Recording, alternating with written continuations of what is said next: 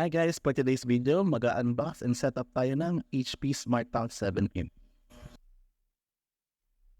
So at this stage, makikita natin ang mga accessories ng manual, power cable, inks, and printer head.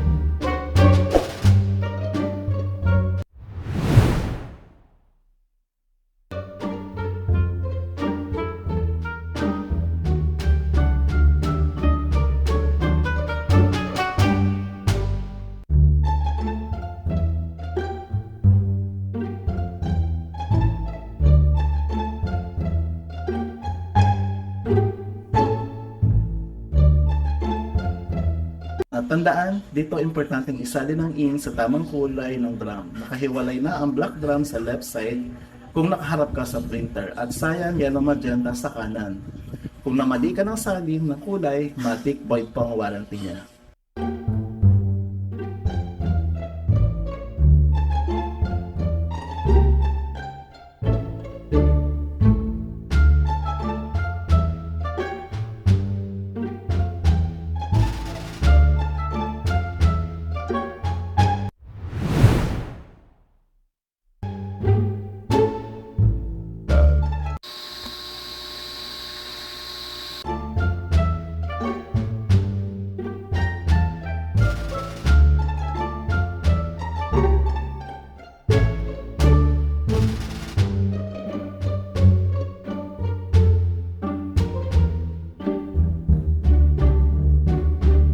Importante, sa katawan lang natin nahawakan ang printer head, wag sa ilalim.